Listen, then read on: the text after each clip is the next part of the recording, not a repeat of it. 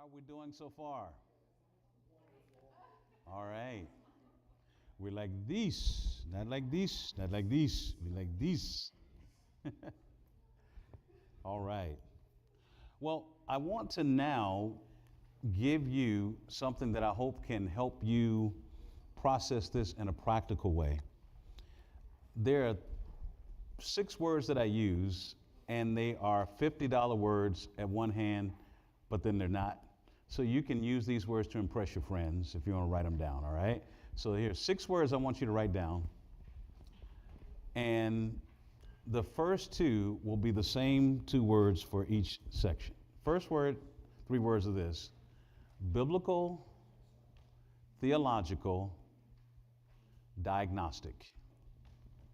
Biblical, theological, diagnostic. That's word number 1. Okay? Can y'all say that with me?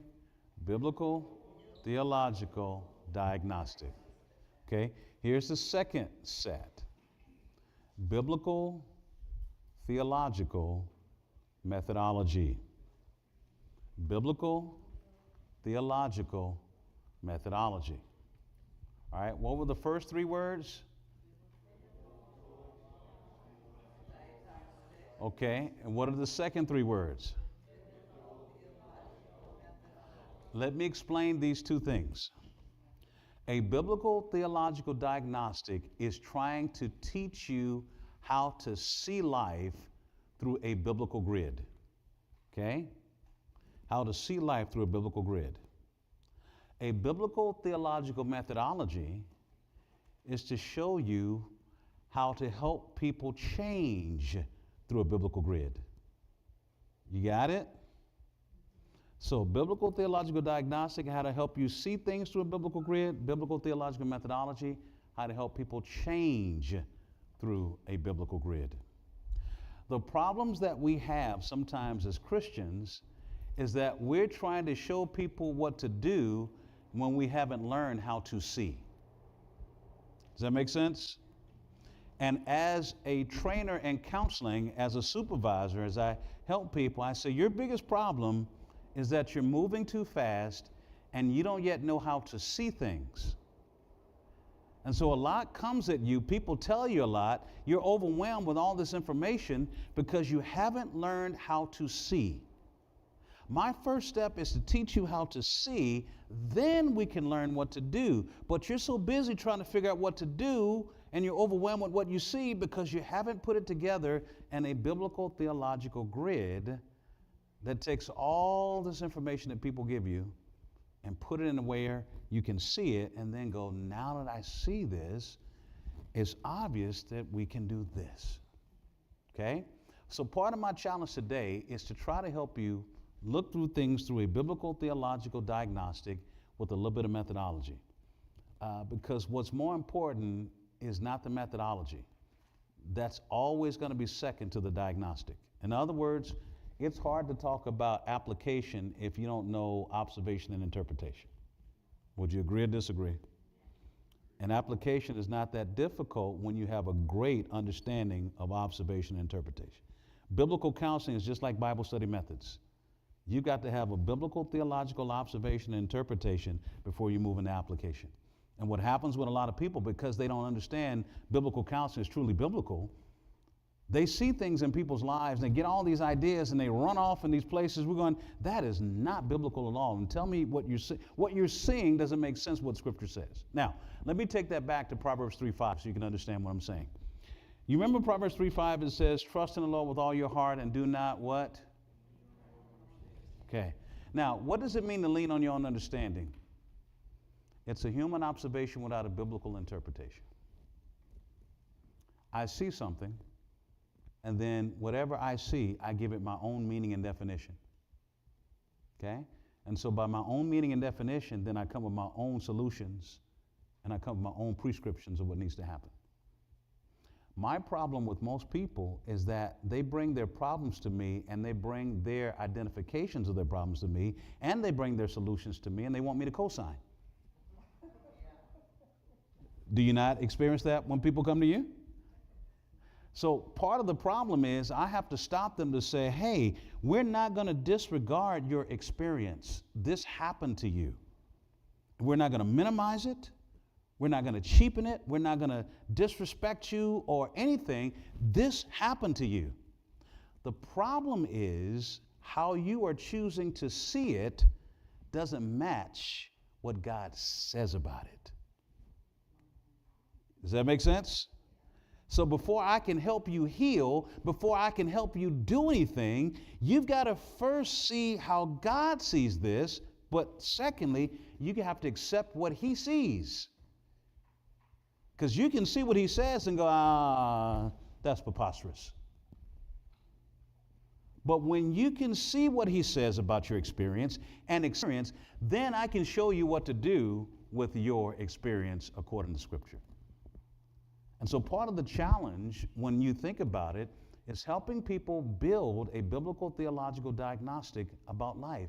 I've got to show them how to see any and everything with these grids to say when someone's talking to you, these are things that are always a reality. These are always true. No matter what people say, these things are always true. So therefore, as you're listening to people, if these things are always true, you can't help but see it. But I got to teach you how to see it. And so when people start talking and you're listening and not interjecting, they show you all these details of life, and you're able to put them in these biblical theological categories and go, wow. Well, according to these 3-hour conversations I've just had with this person, according to this grid, then here's the issue that needs to happen, and here's where we need to go with it. But you can't help people do until you first understand how to what? And then you have to show them what to, and then they have to accept what God says is what is being seen. Then your path will be made straight. In all thy ways, acknowledge him and he'll make your path straight. What does it mean to acknowledge God? To embrace the reality of what he says by submitting to it accordingly. Now, Nicolas, when you hear that on Sunday, act like you didn't hear that. Okay? I'm giving you a little bit of the sermon. You didn't hear it. Okay? Just so, wow, we've never heard that before, right? But biblical counseling, that's part of the problem. Everybody wants to show you what to do. No one knows how to see. Okay? I upset a lot of people in the biblical counseling arena that come to me for training because they've come with a lot of knowledge already. And I'm saying, slow down. Or I have a lady that I'm training, and I'm so excited. She's in Shanghai, China. And we're on Zoom every other week as she's in Shanghai with her husband. And just being able to do this cross-cultural is just beautiful. And so they taught me a word in Chinese for slow down. Mama lai. Mama lai. And so what I tell her all the time is, I say, hey, Kathy. She says, yes, sir. Mama lai. You're moving too fast. You have to show them what to see. You're too busy trying to show them what to do. They don't even yet know how to see, and they haven't accepted yet what they see as what God says. Why do you think it's not working that they will accept what you need to do? So let's talk about some biblical theological diagnostics that are universal principles from Scripture that you will see everywhere. Now, in the first one, it says people and circumstances, but I want you to do something with people and circumstances. Either write it on that sheet or write it somewhere else. I want to give you these 6 P's, okay? And as you write these 6 P's down, it's going to make sense to you in a moment, okay? P number 1, people. It's number 1. Number 2, past. Number 3, parents. Number 4, pressures. Number 5, pain. Number 6, problems. You should have people, past, parents, pressures, pains, problems. Do you have that? Now, let me explain to you what that is. These are the excuses that people give for the problems in their lives. These are the excuses that people give for their actions and reactions. And they'll say, Pastor, you don't understand. The reason why I can't do what God has commanded is because of these people. The reason why I didn't do what God commanded was because of my past. The reason why I can't do what God says is because of my parents. The reason why I didn't obey was because of these pressures. The reason why I can't obey is because of my pain. The reason why I didn't obey is because of these problems. How many of you have heard those excuses? As my grandmother would say, baby, tell the truth and shame the devil. How many of you gave those excuses? Right? And what happens is, if you talk to anybody long enough, those are always their reasons for their disobedience or their reasons why they can't obey. It's always the people, the past, the parents, the pressures, the pains, the problems. Okay? The reality is, those are the circumstances of life in which you make choices. They're not the cause of your choices. They're the context in which you make choices. Does that make sense? So they don't cause you to make choices. They are the context in which you make choices. And if we understand that, here's what we're going to understand about life. In all of life, you can find this in the scripture. There are three basic responses to all of life. Let me define those responses. Neutral responses. Neutral are things that the Bible does not command you to do or the Bible doesn't prohibit you from doing. A neutral response would be disappointment. A neutral response would be embarrassment. A neutral response would be sadness. Something like that. That's neutral. In other words, the Bible doesn't tell you to be disappointed. It doesn't prohibit you from being disappointed. It doesn't tell you to be embarrassed. It doesn't prohibit you from being embarrassed. It doesn't tell you to be sad. It doesn't prohibit you from being sad. It's neutral. Does that make sense? But nothing stays in neutral. You move from neutral responses to either loving or unloving responses. What are loving responses? Those things that God commands us to do in thoughts, motives, desires, behavior, relational patterns. Okay? What are unloving responses? Those things that God commands us not to do, and they come from where our hearts are. So if I were to sit with you and you tell me your story, you're going to tell me about the people in your life, you're going to tell me about the past, you're going to talk about your parents, you're going to tell me about the pressures, you're going to tell me about the pains and problems, and you're going to talk for hours if I let you. And as you talk about the people, the past, the pressures, pains, and problems, I'm going to hear from you three ways that you've been responding to those things, and you're not going to know that's what you're telling me. And then you know what? When Johnny said that, I was so sad. I couldn't believe Johnny would say something like that. And then I thought about what Johnny said, and then I got really upset about it. Okay? Neutral to what? Unloving. You know, and then when my daughter, when she came home and she said these things, and I began to cry, and I was just so sad, but then I began to rejoice because God should, you went from neutral to what? Loving. Your whole life, you have three basic responses to all the people and circumstances. Neutral, loving, unloving. And as I listen to you for hours, tell me about any and everything on your heart, guess what I'm doing? She's talking about the people, past, parents, pressures, pains, problems. That was a neutral response. That was an unloving. That was a loving. Neutral, loving, unloving. And I'm just listening to you like, Pastor, am I overwhelming you? No, keep talking. Because everything you tell me is going to fit in one of these things, and you're always going to respond in one of these ways. Now, if that's always true, which the Bible will affirm, then why would I not pay attention to you according to that? Does that make sense? It's a diagnostic. So as a shepherd, when people come to me, I know what they're going to talk about. Any idea what they're going to talk about? Tell me. They're going to talk about, what's the 6 P's? Tell me when that's not true. And guess what their responses are to the, what are the 6 things again? To the, guess what are their responses going to be what? That's never going to change. Now, that's a diagnostic tool that I teach people as I'm teaching them how to counsel.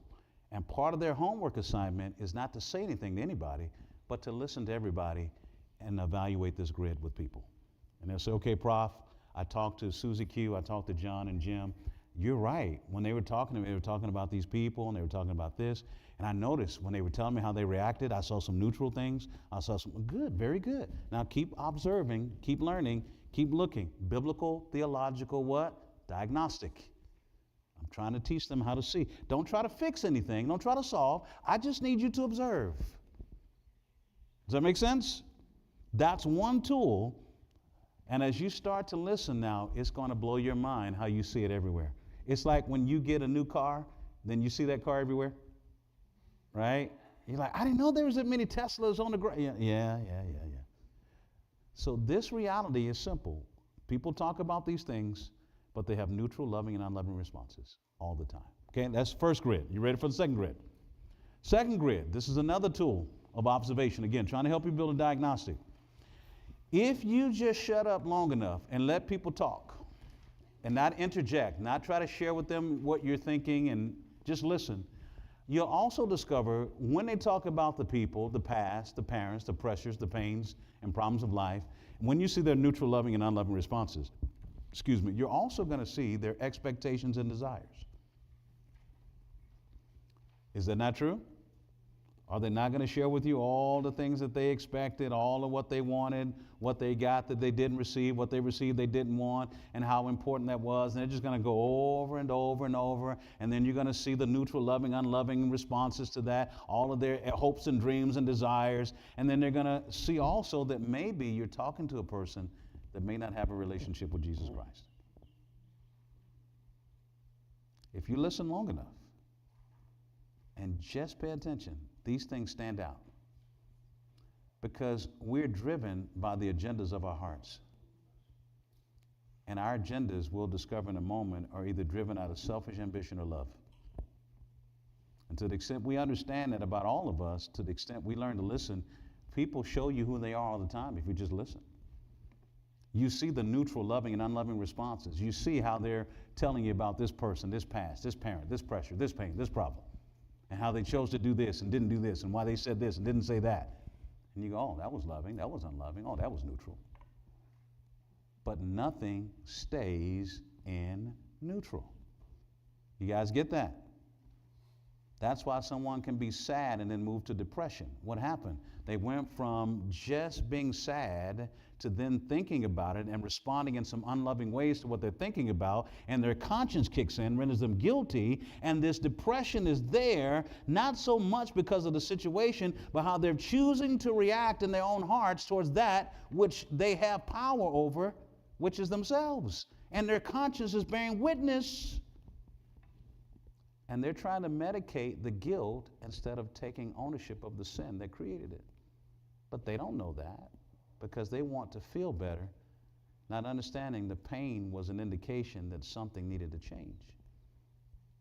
And they're getting the wrong idea from the culture. Am I making sense so far to you? Okay? So let's look at the third tool. The third tool is the most important tool. Now let's talk about this one. Neutral, loving, unloving, you see expectation, disappointments. This third tool is very important because this is the one that most people are not paying attention to. And as I'm listening to people, I'm seeing this and listening, and they don't have any idea of how much they're exposing. Okay, here's the reality. When it comes to life, there are two things you can never control. That's people and circumstances. But let me get very specific and theological about what you can never control about people. Okay, number one, I can never control another person's thoughts. I'm thinking something right now. Can you control what I'm thinking? Do you even know what I'm thinking? So how could you control it? Second thing you can't control about people, you can't control their desires. I've been desiring some chocolate chip cookies all day. Did you have any control over my desire for chocolate chip cookies I've been thinking about all day? Did you even know I had that desire? And even if you knew, could you control it? So you can't control my thoughts. You can't control my desires.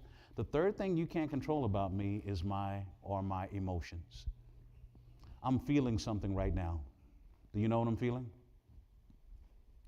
Do you have any control of what I'm feeling? Could you ever control what I'm feeling?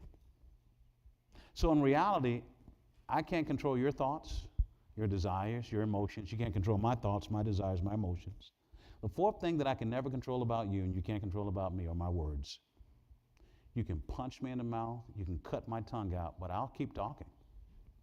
Now, you may not understand me, but can you ever control my words? So far, there are 4 things we discovered that I can never control about another person. I can't control their thoughts. I can't control their emotions. I can't control their desires. I can't control their words. And the last thing is a very important thing, and I've got to be theologically correct here. I can't control another person's will. I didn't say their actions. I said their will. There's a difference.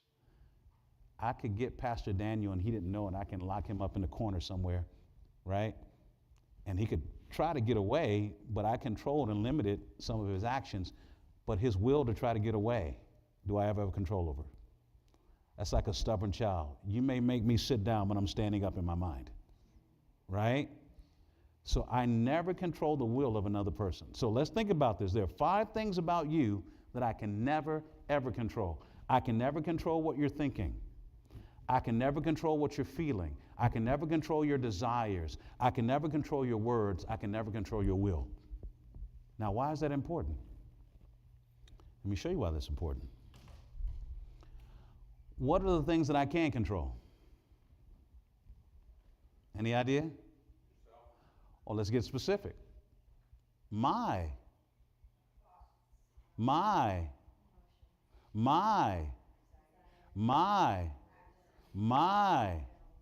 So why do you keep saying you make me mad? Is that true theologically? Can I make you mad? No, you decide to get mad, because if I can't control your emotions, then you being mad is not something I did. You've decided to react to what I did. And you control your own actions and reactions. Well, wait a minute. Barb, you hurt my feelings. Barbara could say, you know what? I know your feelings are hurt. I can't take that away from you. I disappointed your expectations. But your feelings are yours, and guess what? You set the expectations. So guess what? Your feelings are hurt, and it's true and it's real, but your feelings are hurt because of the expectations you set that you can control. What if you lowered your expectations and raised your love? How hurt would you feel towards me? Are y'all catching where I'm going? When we start to make this real, I don't control your desires, your emotions, your will, your thoughts. So when I say you make me mad, that's a lie from the pit of hell. I've decided to get mad. But why am I deciding to get mad? Now we get down to that bottom thing there. Every time you make a choice, your choices are driven by your motives. Who controls your motives? You do. And we can base your motives down to 2 things. You're either driven out of selfish ambition or you're driven out of love. That's not complicated, is it? So let's go back to the people, the past, the pressures, the pains, and problems of life. If I said, when I talked to Phil and Phil said something dumb and that really ticked me off because Phil makes me mad. Okay, let's break down what I've just said. I talked to Phil, okay?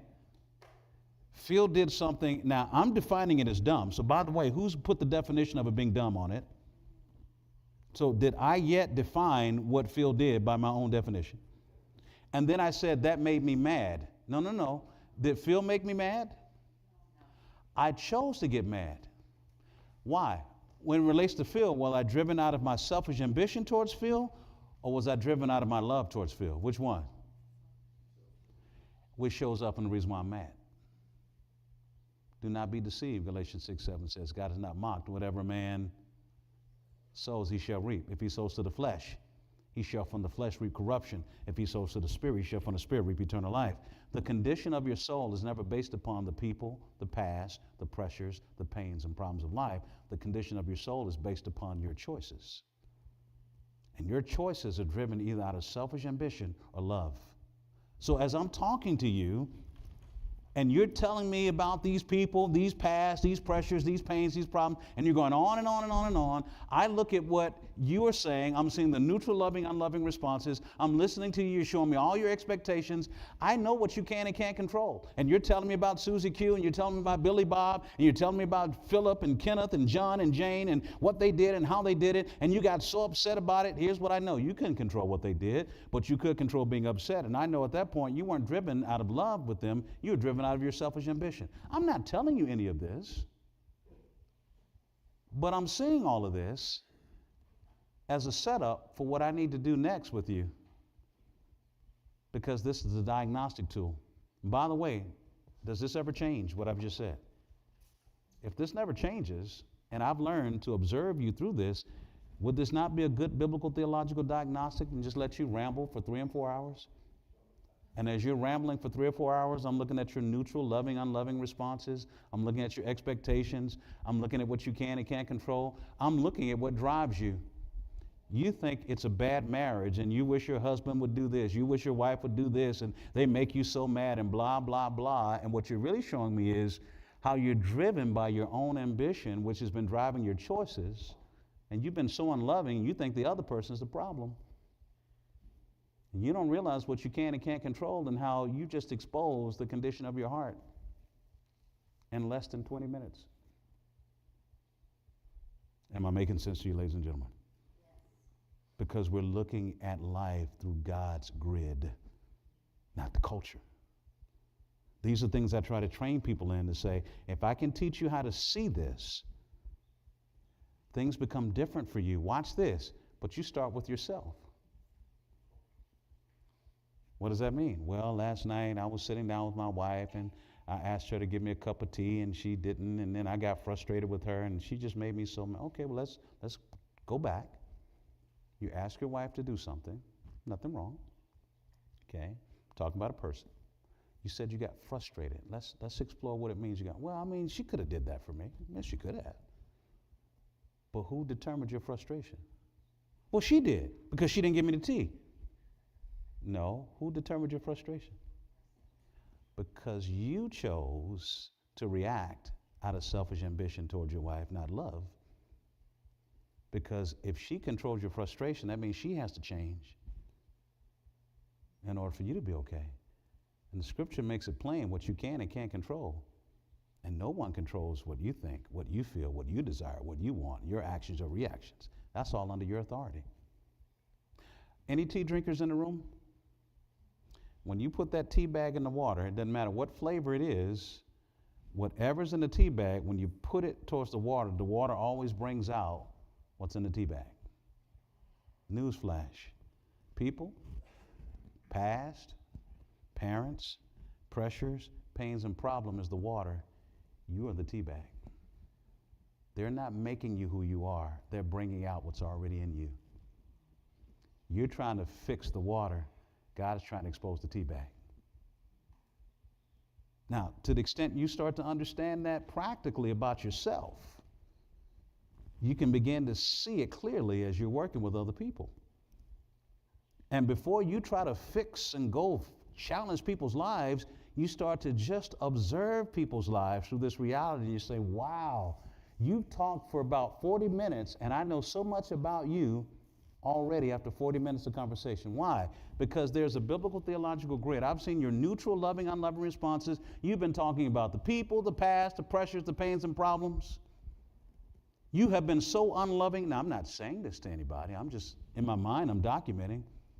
You're driven so much by your own ambition and not my love, and it's so clear, but you keep saying, Johnny makes me mad, or Susie makes me mad, or I'm so frustrated because of, no.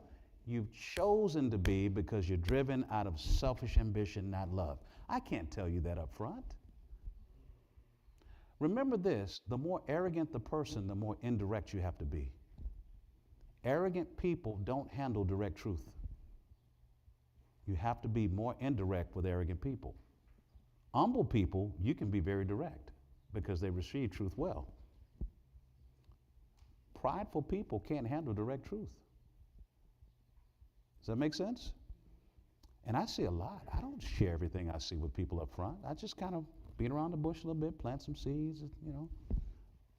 But with this grid, can you not see that this is a reality that never changes? Does that make sense to you so far? Now, I've said a lot. I'm going to take a quick minute. I want you to process, and we're going to take this a little bit deeper. Take about 3 or 4 minutes. Look at these grids. Talk about that friend that should have been here. I'm being facetious. Take about 2 minutes. Look at these grids. We'll come back. We'll build on it. Talk about what you see.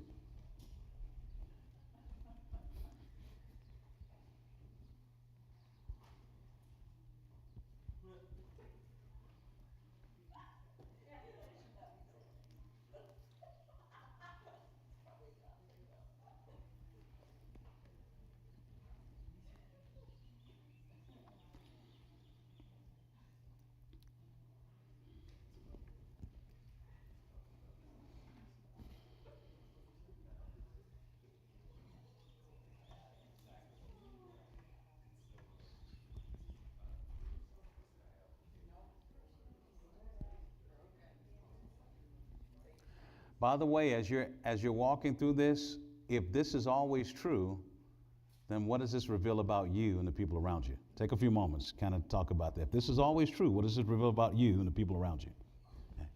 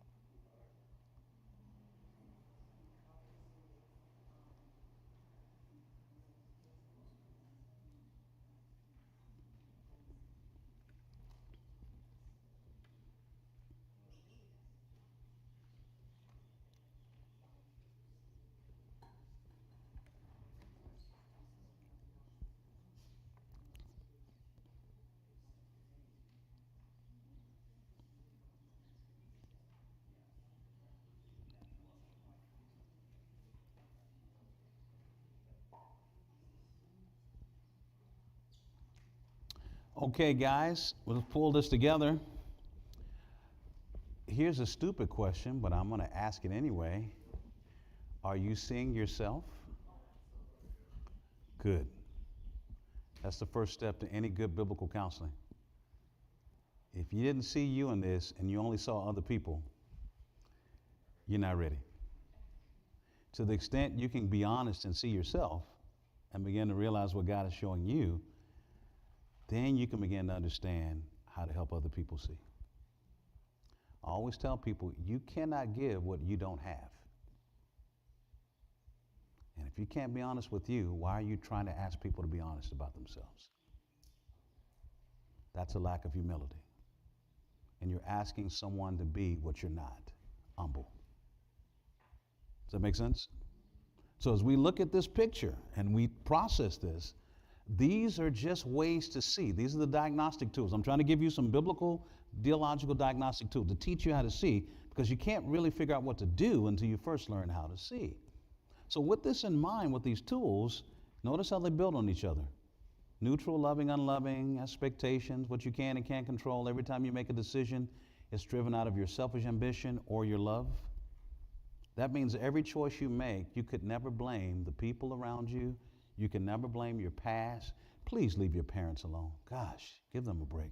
Can't blame your parents anymore. The pressures, the pains, and problems, they didn't cause you to make the choices you made. You made the choices you made because of where your heart is. And every time you make a choice, it's either out of selfish ambition or love. Now, let's take this a step deeper. What I know about you and I know about me is that if I'm driven out of selfish ambition and not love, let's look at the next slide. Here's the reality of what's going on. When I'm driven out of selfish ambition and not love, that means I'm operating out of pride. Pride is a mindset on self. That's all pride is. Okay? It's being self-centered. So the more I operate out of selfish ambition, I've centered my life around myself. And what that means is now I'm driven by what the Bible defines as lust. Most people, when they think of lust, they only think about sex. But the scripture is very broad when it talks about lust. Lust is a desire for something more than God. It's anything you want so bad you're willing to sin to get it and sin when you don't get it.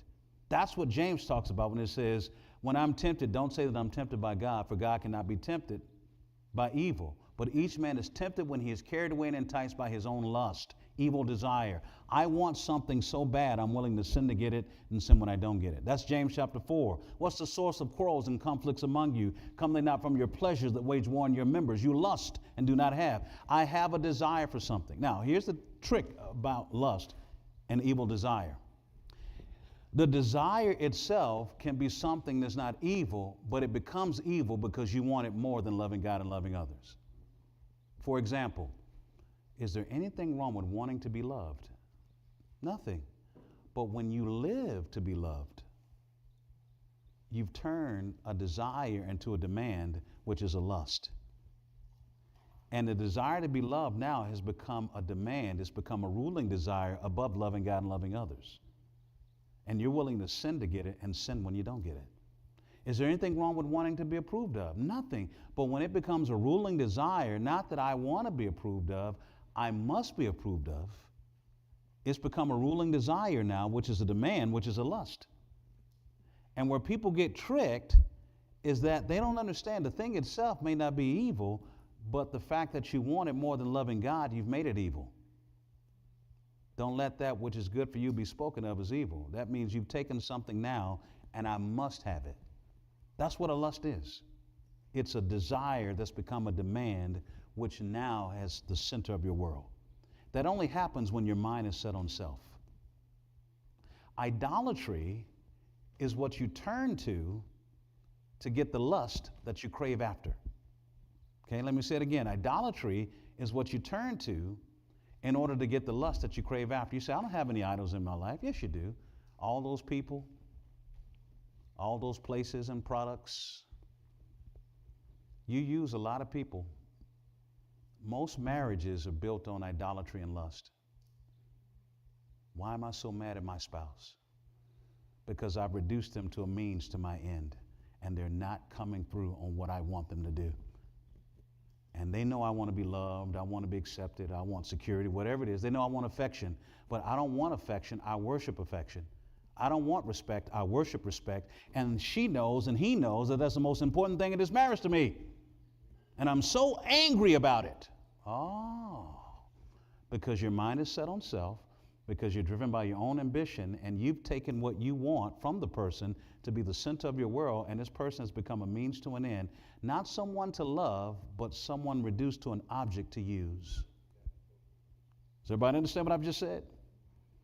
And when you're operating in selfish ambition, this is what I know about you before you've even opened your mouth to give me all the details. Because the moment you tell me how you responded to this person and they made you so angry, well, anger is a sin and you're operating out of selfish ambition at that point. So because of that, I already know you have a mindset on self. What do you want from this person is more important than what God wants you to do with this person. And they become a means to an end, which is why there's pride, there is lust, there's idolatry. Now, the last three things on the end are the fruits that may or may not happen. When someone is worried, why are they worried? Something that I worship, I stand to lose or not get. When someone is angry, why are they angry? Something that I've worshiped above loving God and loving others, I did not get, and I'm upset about it. Why am I depressed? Because I'm not dealing with any of these things. You show me where a person is angry, worried, or depressed, I'll show you lust, idolatry, and pride. every single time. Because anger and worry and depression are the byproducts of someone consumed with themselves, consumed with what they want, and reducing people, places, and products as a means to their own end. But what they keep saying is, you don't understand, Pastor, these people in my life, my past, these parents, these pressures, these pains, these problems. You don't understand. That's why I do what I do. You do what you do because you're driven out of selfish ambition or you're driven out of love. No one can give that to you or take that from you. And the more you're driven out of selfish ambition, the more you reduce people and things as an avenue to satisfy whatever you want more than loving God and loving others. I can talk to you for 30 minutes and learn this about you. Now, am I going to tell this all to you in 30 minutes? Absolutely not. 5, 6, 7, 8, 10 weeks, we have to break it down, give you time to help you see. I've learned to see it because I've had to deal with it in my own life. Now I have to teach you not just how to see it, but to what? Accept what you see. Does that make sense? I could show it to you all day long. You go, oh, that's preposterous. And then you start giving me the yeah, but. You don't understand about the people I've had to deal with, Pastor. You don't understand about my past. You don't understand about my parents. You don't know the pressures. You don't know the pain and problems I have in my life. You don't know what you're talking about. Oh, the yeah, but rebellious. I've showed you the truth, but you haven't accepted the truth. So you see it, but you don't see yourself. That means God has to bring you to conviction. It's not my job. Whether you accept it or not, it's still true. Am I making sense, ladies and gentlemen? We haven't talked about solutions yet because you got to first see before you can solve. These are the diagnostic tools that I try to help people learn quickly before they try to figure out what to do with anybody. Imagine if you just sat down and you start to learn this as you look at your life.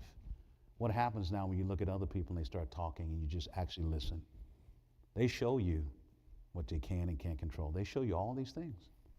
Now, let's take what we just said and let's take it a step deeper. The pride, lust, idolatry, worry, anger, depression. Look at the next chart. What we're understanding about you that you don't know about you is that because of your selfish ambition and your lustful desires, I know this about you. Step number 1, the heart of mankind is stirred as he is bombarded with the inordinate desires from indwelling sin waging war in the heart. You are consumed with what you want. It's become a big deal to you.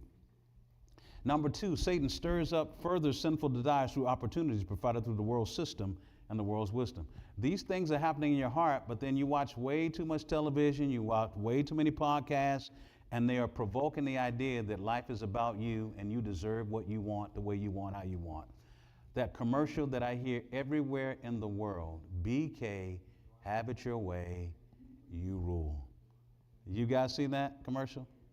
Over and over and over. BK, have it your way. It's to the point where I memorize it now. And I can be anywhere in the world and hear, BK, have it your way. You rule. Is that true? But what happens if I keep stirring it in my mind over and over and over again? My heart already wants to accept that as a reality. Right? Step 3, whenever mankind is hungry in his heart or hurting in his heart and does not come to Jesus, he pursues satisfaction of the heart or silence from the pain of the heart through feeding on lustful desires by acting on Satan's opportunities leading to man's own destruction.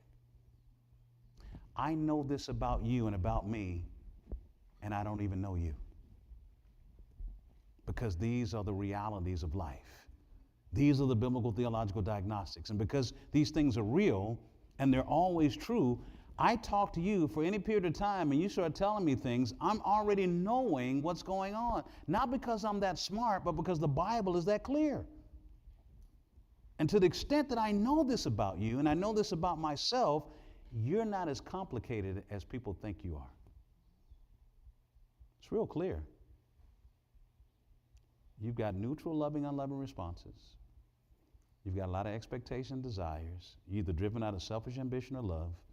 And to the extent you're more driven out of selfish ambition than you are driven out of love, so that means you're full of yourself, driven by your own desires, reducing everything around you to a means to an end, which is why a lot of times you're so angry, worried, and depressed. and you're trying to medicate what belongs to the Messiah, which is your heart, to be addressed.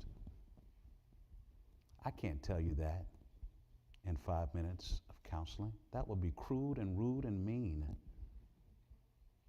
We need to process together over time to help you see and accept these realities slowly, step by step, and then move to some part of change. Now, with that in mind, let's keep moving through. Am I making sense so far? Methodology. We have this diagnostic. Now you talk about this methodology. What needs to happen? Well, I need to guide people from pride to humility. I need to guide people from lustful desires to love for God. I need to guide people from idolatry to love for others. I need to guide people into embracing God instead of worry. I need to guide people into accepting what God allows instead of anger. And guess what? Instead of depression, they're going to have a whole lot of peace. That becomes a roadmap. That's always true. So since that's always true, I kind of have an idea of where we need to go, but I need to deal with you where you are. And to the extent I can deal with you where you are, I have to wait for God to bring conviction and then move to the next step, and then the next step, and then the next step, and then the next step, because I'm facilitating. I'm not fixing you. I'm facilitating as your heart is open and being broken by God, and then we can slowly walk through this together. But that means I've got to understand it for myself. Now, let's take all of this, and I want to show you the end thing here before we close out.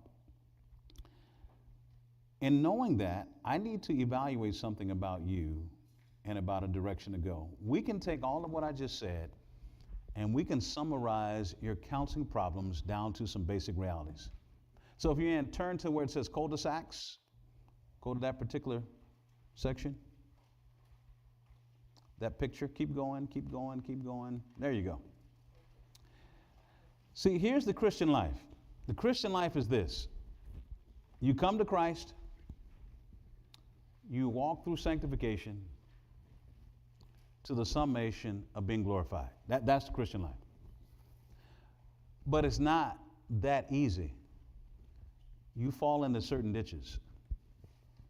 And the ditches you fall into sometimes are sin ditches, suffering ditches, sage ditches, or soma ditches. Let me explain those. Suffering, things happen to you beyond your control or within your control. Sin, there are things that you're not dealing with, you need to deal with. Sage, you're looking for wisdom because you lack it. Soma, you're having some physical problems and you need help on it. These are the things you fall into. Biblical counseling begins to look at you through that grid to say, what issue am I dealing with here? Is this a sin issue? Is this a salvation issue?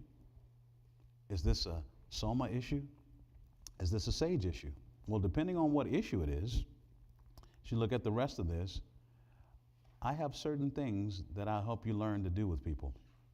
And these are the tracks. We won't go through those, but these are just some basic things that I would say, depending on what you're dealing with, here's a track we need to take. Now that's the methodology.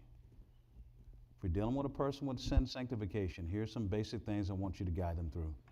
If you're dealing with a person with suffering, here's some basic things I want you to guide them through.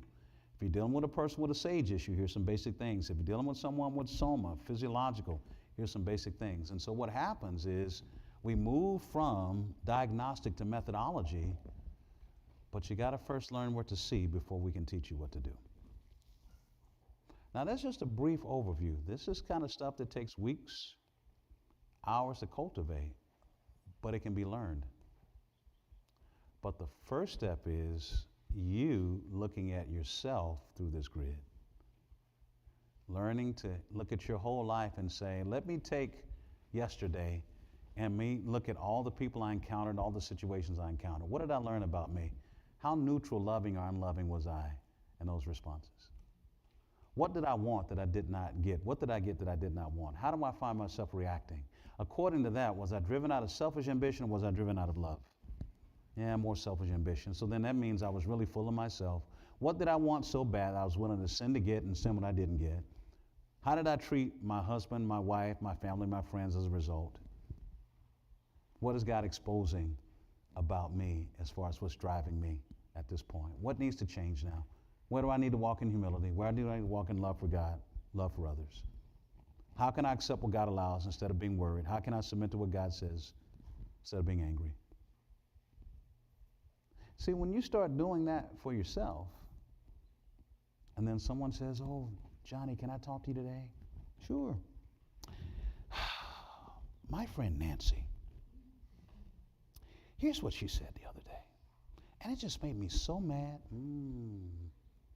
Unloving response. Well, why did it make you so mad? Well, because Nancy understands that that's not important to me. And Nancy should know that I'm not feeling this way. Selfish ambition. What did you want that you didn't get? What did you get you didn't want? You're not saying any of that out loud, but you're just listening. And as a shepherd, do you understand that for my people, I already see them through this grid?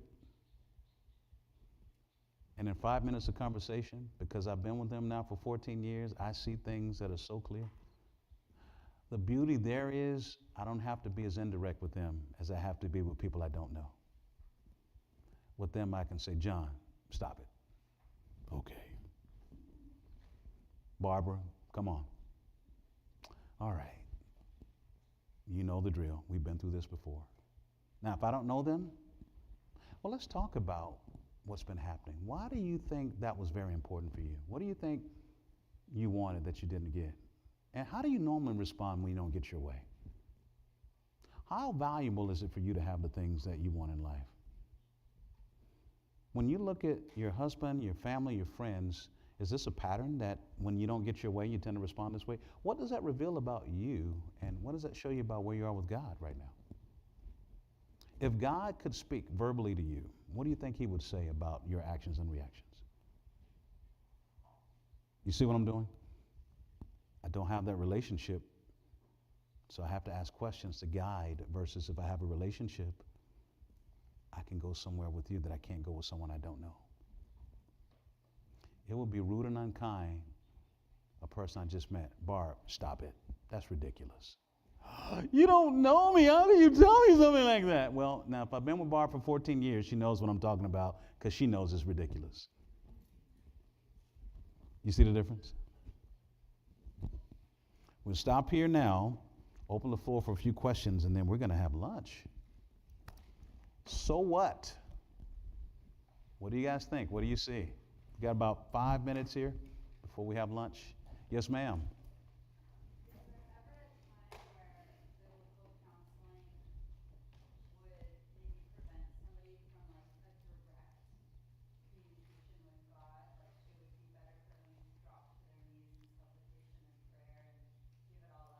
Bad biblical counseling would. In other words, the person isn't doing the right thing. That would prohibit them from spending time with the Lord. Good biblical counseling is all about guiding you to know him, become like him, be useful to him. Bad biblical counseling is about just trying to focus on the problem versus understanding why the problem exists and what God wants you to learn about him through it, how to change in it, how to be better from it.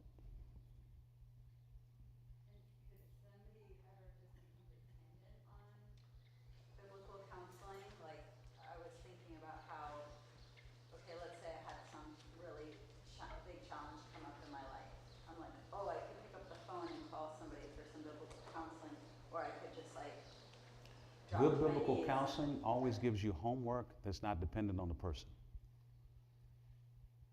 Bad biblical counseling is just talk therapy. See, if I'm doing it well, I'm giving you homework to do because the goal is not for you to come talk to me. It's for you to learn what I've said and put it to practice in your life. If I'm doing bad biblical counseling, I've made it about you talking to me. And good biblical counseling always gives you homework because it's not about the session. It's about, as we explore this session, there's some things you need to now to go apply according to what we've just talked about. And if you don't apply it, we don't meet. If you apply it, then we meet. No homework, no meeting. You do the homework, we meet. Why? Because you're going to learn it's not me that you're dependent upon.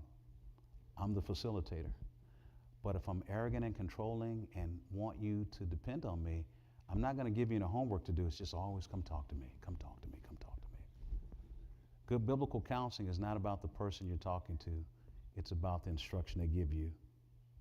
And you end up talking less and less because you're applying more and more. Does that make sense?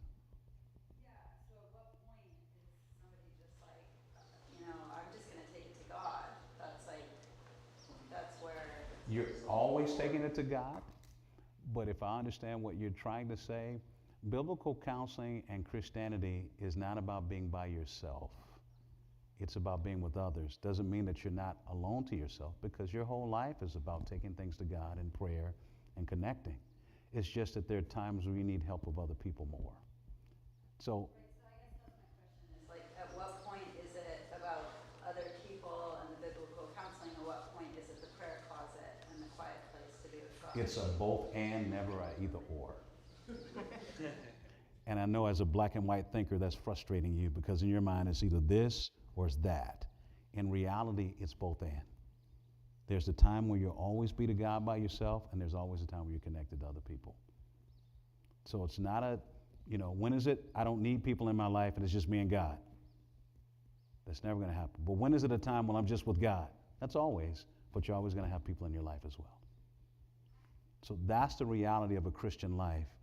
There's a time for you to be just alone with Jesus, and it's just you and him, but your life is not revolved around just you and Jesus, because he didn't just save you to himself, he saved you to a family. So if you're only child like me, that was a very hard reality for me, because I didn't like people that much. I liked being by myself. And then God made me a pastor. Right? But before then, I got married to another only child. My wife is an only child. So we like our space. And it was funny because I didn't know what the silent treatment was, because I'm used to silence. Does that make sense? So if my wife was mad by the silent treatment, I didn't know, because I'm used to things being silent around the house. So it's like, oh, she's mad. Oh. Because as the only child, you used to be by yourself. But when God saved me, he helped me understand, you are with me, but you're also with these people. And it's about being part of something bigger than you. Does that make sense? All right, we got time for 2 more, and then we'll take a break. Yes, sir. So maybe a point of clarification, maybe a little bit of what she was saying, is that if you're dealing with an issue between you and God, when do you seek out help? So when is that?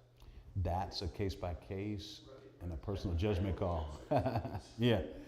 I could never tell you when on that. That's more of a Holy Spirit thing, and I think that's why accountability of being in groups, some of this stuff comes out to determine.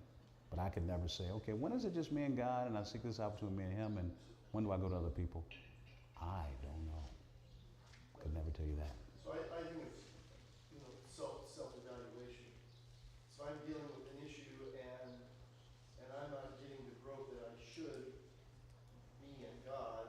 That's a great time. Okay, I need to go alongside somebody to get some help so that I can grow better than I am by myself.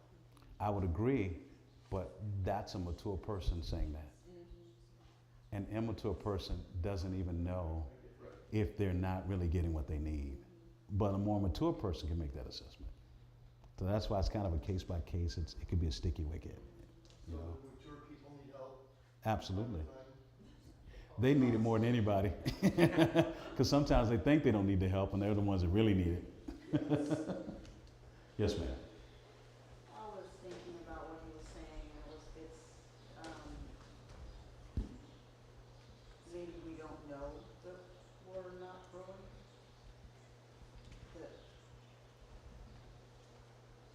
But let's talk about why you don't know you're not growing. Because you're not around other people. See, that's why the Christian life is about being in community.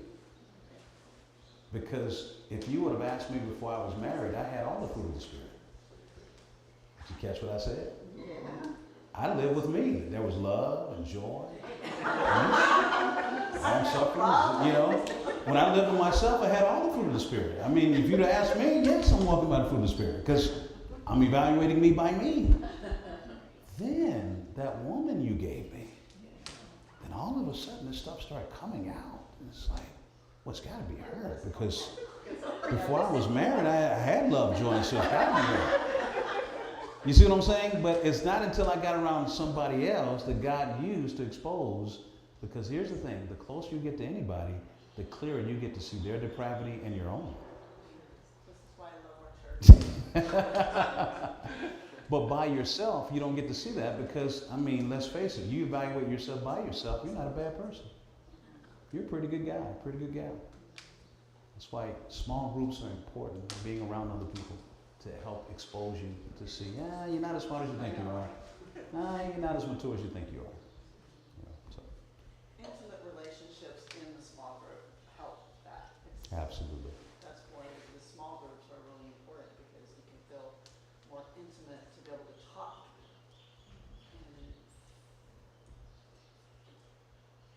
And then they get to know you and they're going, Yes. yeah.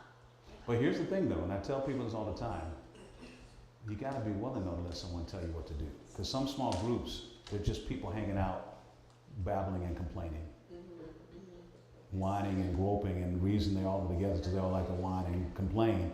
Nobody ever confronts and deals with the issues.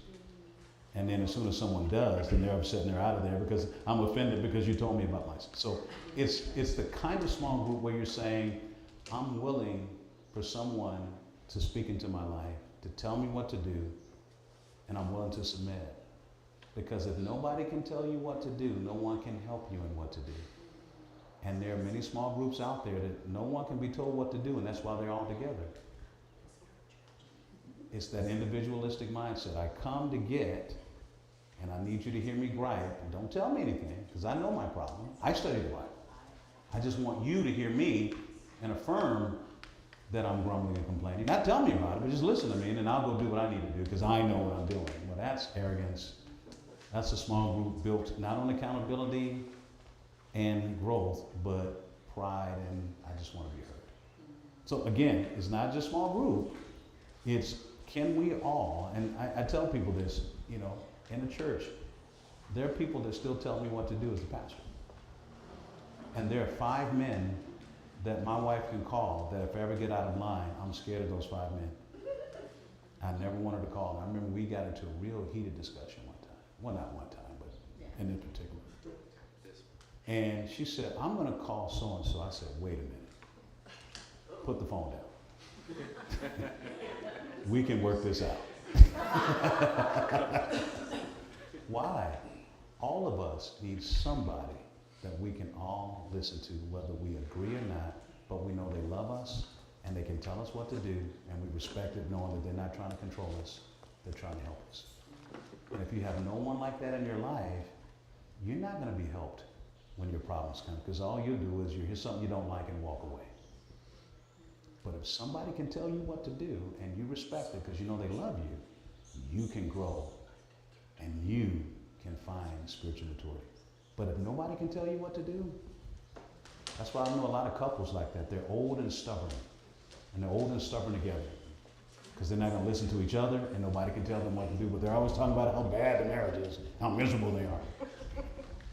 Yeah, that's because y'all don't listen to anybody but yourselves. Does that make sense, guys? So it's important that you understand these principles, but it requires submission to authority and following instructions. Where you can't submit to authority and follow instructions, you won't grow and change in the Christian life. You will grow in groaning and complaining. And everything is wrong with the pastor, the leaders, the church, the small groups, everything. And I always tell people, when you leave that way, you're taking the problem with you. It's like the man I counseled on his 5th wife. He said, you know what? Maybe it's me. I said, you think?